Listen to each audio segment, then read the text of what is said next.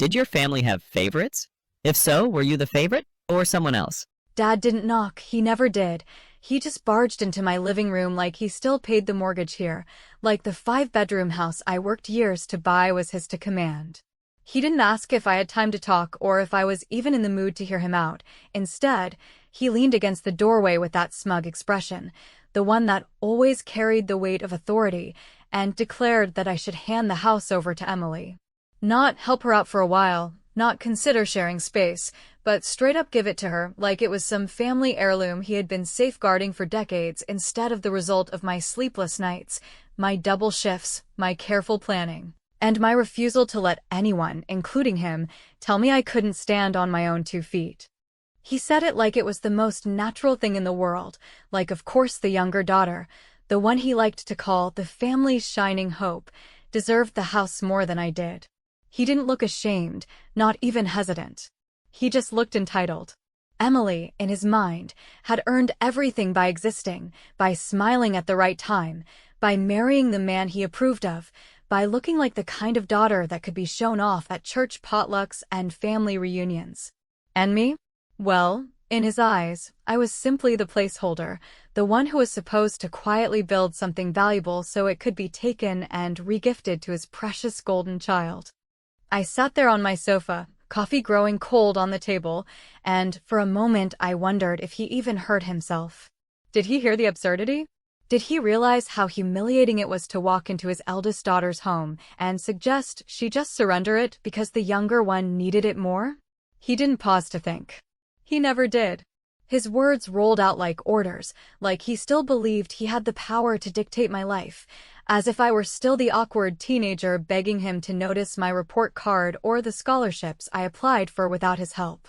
My first instinct was laughter, sharp, bitter laughter that caught in my throat, but instead I leaned back, crossed my arms, and asked him why he thought Emily was so much more deserving than me. He didn't flinch. He said Emily was a wife now, a future mother, someone who represented the family in ways I never could. He said a single woman my age didn't need that much space, that I'd be fine in something smaller, that I wouldn't even miss it once I moved on. He tossed in the word selfish, like I had been hoarding a treasure chest that was meant for someone else, when in reality, the only selfishness in the room was his unwavering devotion to Emily's comfort at the expense of everyone else's dignity.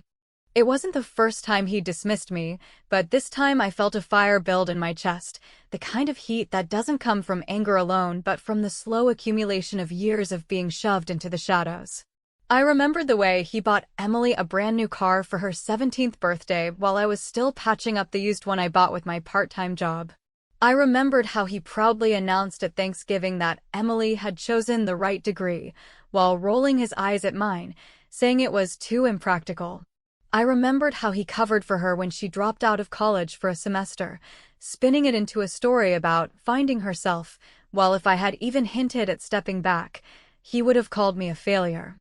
And now here he was, standing in the house I built for myself, demanding that I erase myself once again in favor of his chosen daughter. I studied his face as he spoke, the way his jaw tightened when I didn't immediately agree, the way his eyes darted around my living room like he was already redecorating it for Emily. He had no idea what I knew. No idea that the secret I carried was heavier than all his insults combined, that the truth could knock the ground out from under him in a single sentence. He thought he held power, but what he didn't realize was that the balance had shifted long ago. I let him keep talking, let him pile on his self-righteous reasoning, while I sipped the cold coffee and imagined the moment I would finally decide to open my mouth. I didn't rush it. Revenge, when it's this personal, needs timing. And I had learned to wait. I had learned to let silence hang long enough to make the other person wonder what you're holding back. So instead of fighting, I smiled faintly and said nothing. My silence was deliberate, unsettling. He shifted uncomfortably, mistaking my calm for hesitation. He believed he was winning. He believed his authority was still intact. He believed Emily's throne in this family was unshakable. And that was when I realized something important. He had no clue that the secret was not just mine to hold, but mine to use. That night, when he left without getting the answer he wanted, I sat in the quiet of my house and thought about the truth. About how Emily's place in this family wasn't what it seemed. About how Dad's devotion was built on a lie. And I thought about how satisfying it would be to choose the moment, the perfect moment, to say the words that would turn his entire world inside out. Because the truth wasn't just a weapon, it was a blade I had sharpened for years, waiting for the day when he would finally hand me the excuse to use it. And that day had just arrived. Dad didn't wait long to resume the campaign, because men who mistake control for love rarely allow the room to cool before they step back in with fresh orders. So by the following Sunday, he called and announced that he and Emily would be swinging by after church to look at paint colors, which translated to a victory lap he hadn't earned and a house tour I had never offered. And while he spoke in that clipped managerial tone that used to slice me into obedient pieces, I walked slowly through my kitchen and ran my hand along the countertop I had sanded and sealed myself, and I realized that I was no longer the person who needed to plead for sense or fairness. I was the person who could shape the air in the room and make everyone else wonder what I might say next. When they arrived with their smiles set like porcelain, I welcomed them with a calm so deliberate it made Emily blink. And I let her wander ahead with a tape measure she didn't know how to read while Dad gave a speech about efficient use of bedrooms and the moral superiority of family priorities, and as his words droned on, I opened a folder on the dining table and slid a single sheet toward him, a draft gift deed I had mocked up the night before with language cut from the county clerk's website, crisp and official in its typography, except for one clause that wasn't standard at all. A tidy paragraph near the signature block requiring the donor and the beneficiary to certify, to the best of their knowledge and belief, that no material misrepresentation exists regarding the beneficiary's parentage, which sounded legal enough to pass the first glance test and human enough to stab exactly where I needed it to go. He read the page with that practiced plodding care of a man who believes paperwork is a battlefield he always wins, and at first his face stayed smooth, almost gloating, but then his eyes drifted back to the clause installed there. And I watched the subtle tell I had learned as a child, the tightening at the corner of his mouth, the mute flicker of calculation, while he considered whether he understood what I had put in front of him. And I could almost hear the gears grind as the possibility bloomed that I knew something I should not know, and that the thing I knew might be sharp enough to pierce the bubble where he had kept his favorite story protected for years. Emily breezed in from the hallway carrying a phone full of photos of other people's homes, and she started talking about nursery wallpaper with pastel deer and a reading nook for later, because every plan she made was delivered with the serene assumption that someone else would execute it, and I nodded with the polite interest you offer a casual acquaintance at a coffee shop while my father cleared his throat and announced that he would take the papers to a lawyer, which would have been perfectly reasonable if his voice hadn't lost a little altitude, and if his hand hadn't slipped just slightly when he folded the page, and if Emily hadn't caught the look he gave me and suddenly lost her appetite for bright opinions, because even she, buoyed by a lifetime of water wings, understood that something cold had entered the pool. I kept the conversation in a pleasant register and asked about church, about the sermon, about the fundraiser for the shelter downtown. And then I pivoted with the casual ease of someone remembering a harmless errand and asked Dad whether he could bring me the family lockbox the next time he visited, because I wanted to add my will to it, and while I said it lightly, like the practical chore it was, I saw the second tell, a blink followed by a pause, because the lockbox contained the things he pretended not to guard, birth certificates and a grainy wedding photo and a handful of documents he believed insulated him from questions, and I was politely announcing that my papers wanted to sit beside his, which meant the locks were about to rattle in their hinges.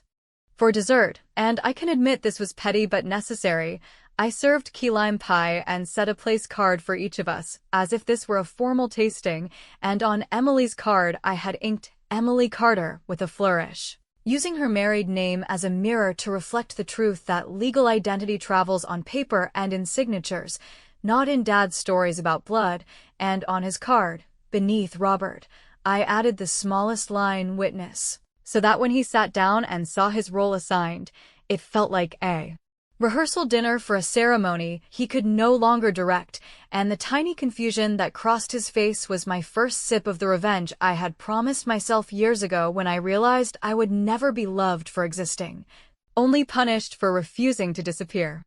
After they left with brittle politeness and a promise to circle back, I sent a group text to Mom and Dad and Emily with a bright photo of the draft deed clipped to a magnet on my fridge and a cheerful note that I had scheduled an appointment with a title company to review family transfers and to confirm affidavits of parentage because, according to their website, certain counties preferred clarity before recording, which was not exactly true and not exactly false, but perfectly engineered. To force a conversation they had avoided by pretending honesty was a courtesy we couldn't afford, and within minutes Mom replied with a heart she never uses and then unsent it, a clumsy digital flinch that told me she was standing in the kitchen somewhere, phone in hand, listening for the old house to make a sound it had not made in years.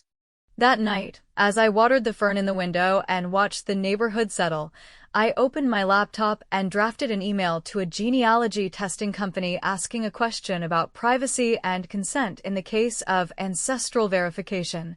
And I copied the reply into a neat document with a date and a signature line, then printed it and slipped it into the folder with the draft deed, because while I knew the explosive words I would eventually use, I also knew that paperwork wears armor that outrage cannot pierce, and I wanted my armor ready when the shouting started. When I finally turned off the kitchen light and headed upstairs, the house felt like a stage set after rehearsal, quiet and braced, and I smiled at the empty hallway where Emily had planned her pastel deer.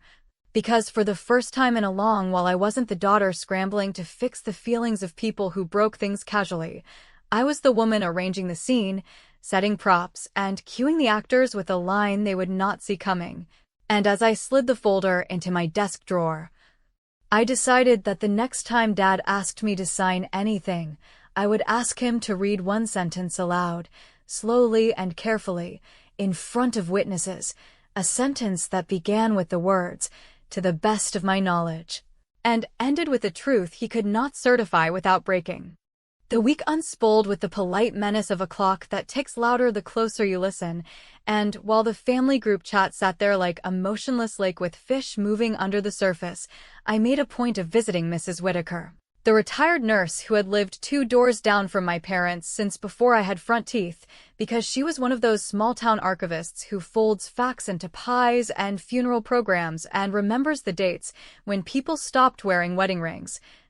And after I carried in her groceries and set a glass pitcher of iced tea on a crocheted mat, I asked the sort of question you pretend is casual only if you have rehearsed the tone in your car.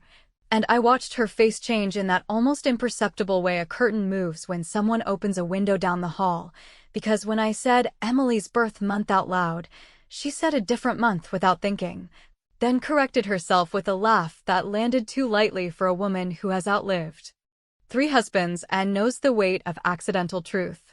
She told me about the church renovation the year Emily was born, how the treasurer had mixed up receipts and Pastor Dalton had made a joke about babies arriving when pews get new cushions, and she placed that joke in early spring, not late summer like my mother always said, and she added that my mother's sister, Aunt Val, had stayed with them for a while at the same time, arriving with suitcases and bad mood and leaving with a haircut and a silence, and I let her talk while I doodled daisies on a yellow pad, and I felt that click in my chest that happens when a puzzle piece doesn't just fit but locks, because the calendar in my head had started to look like an affidavit, and the affidavit was beginning to sound like a confession. On the drive home, I called the county clerk to ask, in my best civic-minded voice, what documentation was advisable when transferring property within a family to reduce later disputes, and the woman on the line, bored and kind in the way of people who spend their days adjudicating other people's procrastination, said that while they couldn't give legal advice, many folks included supplemental declarations for clarity, especially when family history had complexities, and even over the static of a budget office phone, I heard the ellipsis she had learned to place between words that could explode if mishandled, so I thanked her and wrote down her phrasing verbatim, because I had decided that if my father wanted papers, then papers he would have. And they would be immaculate, and they would not bend under the weight of his favorite story. At home, I printed birth announcements from the local paper's archive and highlighted the tiny squares where other babies appeared around the time Emily supposedly arrived. Then I circled the weeks when the announcements were thin. And I compared that rhythm to Mom's photo albums where one winter turned into spring without a single candid of a pregnant belly, only pictures of birthday cakes and a new throw pillow and a church potluck where she wore a wrap dress with room that looked assumed rather than earned. And while none of it proved anything in the way a lab report does, it braided a rope strong enough to hold my patience, and patience was the secret fuel of every revenge I had learned to enjoy. When Dad texted to say that the lawyer would review the deed on Friday and that we should aim to finalize on Saturday, because his sense of time was always a thermostat he set for the rest of us, I replied that I would host a signing dinner and that I had invited witnesses, and before he could object I added that I had chosen people of impeccable standing in his eyes, Pastor Dalton, who had baptized both daughters without asking inconvenient questions, and Mrs. Whitaker, who knitted sweaters for church raffles and once kept him out of a speeding ticket by telling the officer he was rushing to help with communion, and I let the phone rest on the counter while I imagined him pacing in the kitchen, explaining to my mother that this was all formality and optics and nothing to worry about, which is exactly what people say when worry has a key to the house. In the meantime, I invited Emily over with the pretense of measuring closets, and I walked her through the rooms with the warm detachment of a realtor who has already decided which offer to accept. And I paused in the hallway where the afternoon light fell on the framed photographs of our childhood, me in a school play as a tree, because I was tall and awkward and wore my paper leaves like armor. Her in a sequined leotard on a rented stage with Dad in the front row holding carnations, and I told her that I planned, upon transfer, to leave a small plaque in the foyer with the date the house was purchased and the name of the person who paid the down payment, because history matters and women's labor is too easily repackaged as a family gift. And while I said this with a pleasant voice and a smile you could mistake for generosity, I saw her mouth open and close like a porch light flickering, because even if paper changed hands, the wall would keep speaking, and it would not be her name it spoke. She recovered with the airy confidence of a person who assumes air is an infinite resource and announced that she and Evan had been trying, which I knew meant she was about to claim moral high ground and square footage in the same breath. And I congratulated her with a hug soft enough to pass as sisterly, then guided her into the room she had earmarked for a nursery and pointed to the ceiling where the previous owner had left the faint constellation of glow-in-the-dark stars, and I told her I would have them professionally removed before any baby slept there because no child should grow up with someone else's sky taped over theirs, and although it sounded like an innocent bit of domestic philosophy, I watched her falter as if the floor had shifted. Because the sentence contained the exact warning I intended. Borrowed skies have a way of peeling at the edges, and paint cannot keep them in place. By the time she left with a paper bag of scones I pretended were a peace offering, I had already filed an online request with the church office to confirm the dates of the renovation that year for a neighborhood history project. And I forwarded the automated acknowledgement to Dad and Mom with a cheerful note about how lovely it would be to involve Pastor Dalton in our little signing since he knew the family timeline so well, and the 3 dots that churned in the chat without forming a reply gave me a pleasure I did not bother to hide from myself, because it felt like a wind chime ringing before a storm, pretty and ominous at the same time.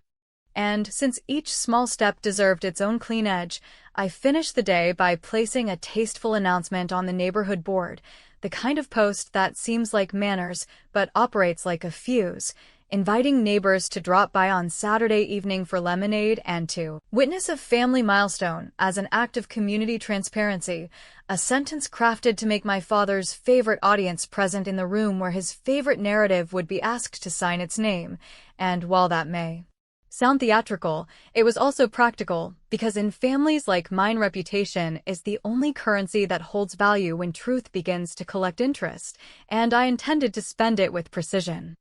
Saturday arrived dressed as a calm afternoon, but beneath that quiet skin every wall in my house hummed with anticipation, because the dinner I had staged was not about food or hospitality.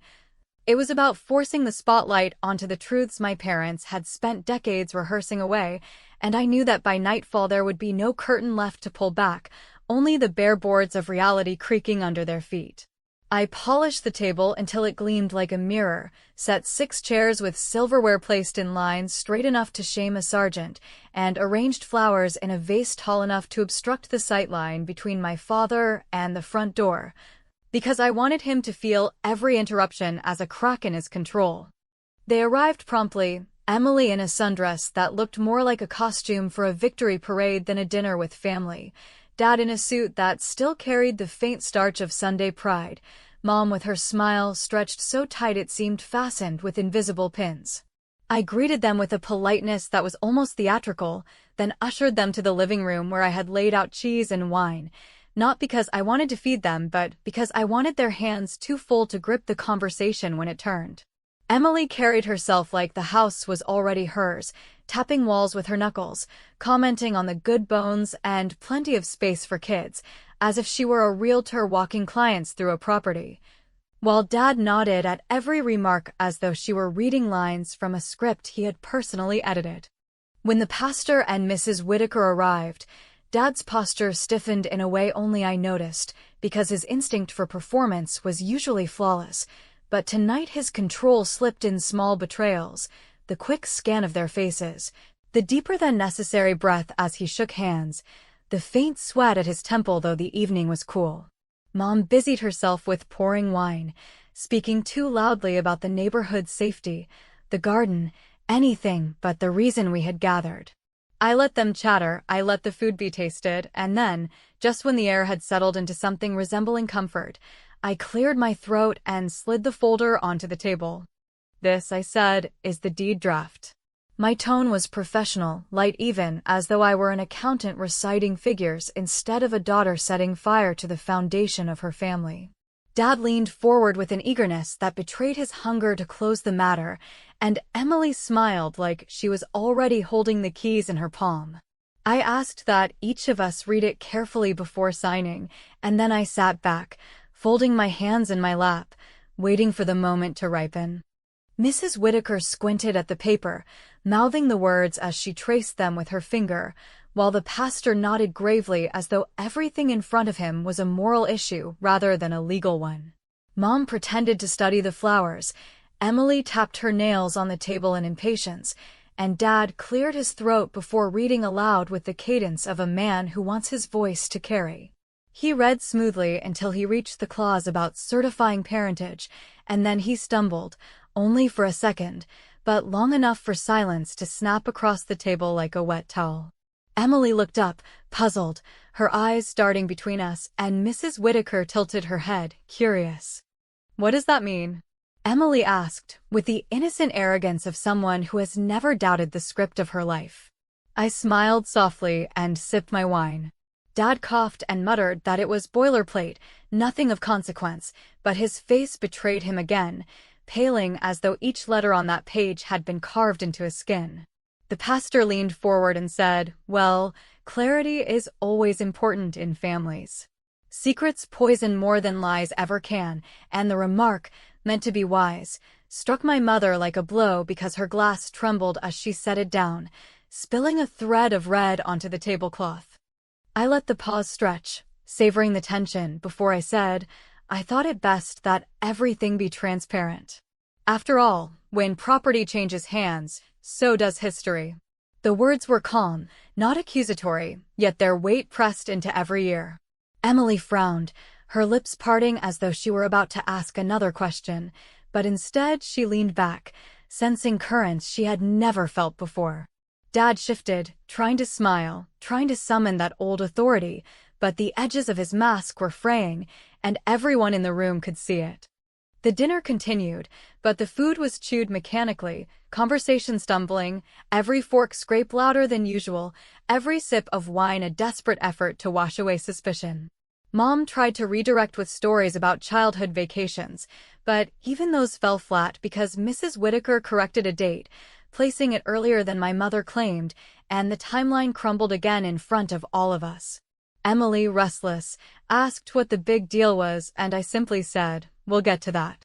By the time dessert was served, no one wanted pie. They wanted answers. Dad wanted control. Emily wanted assurance. Mom wanted silence. And I, for the first time in decades, wanted them to feel the exact disorientation I had lived with since childhood, the endless second-guessing, the quiet suspicion that what you're told doesn't match what you see.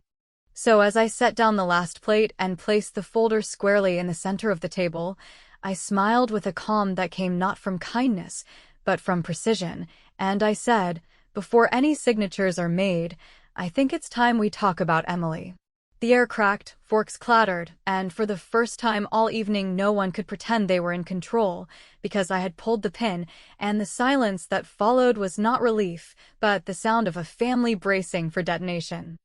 I did not raise my voice, because fury wastes its edge when it tries to be loud, and instead I let the room feel the weight of the sentence before I placed it with careful diction in the center of the table like a keystone that makes the arch suddenly irrevocably visible, telling my father that it was strange he kept calling Emily his favorite considering she was not actually his daughter, and the instant the words landed the air thinned as if a window had been opened in winter, because Emily's hand froze around her fork, my mother's shoulders folded in on themselves with the quiet horror of a bridge buckling, and my father's face did a thing I had never witnessed, went colorless in a way that looked less like fear and more like recognition. As though a ghost he had carefully posted to the basement had just walked up the stairs and asked for a seat at the table. I reached into the folder and laid out not just the DNA summary, but the map of breadcrumbs that preceded it. The church renovation dates and the birth announcements and the photographs with their stubborn refusal to corroborate a story told 100 times at barbecues and graduations, and as the pastor cleared his throat to say something palliative and then chose silence.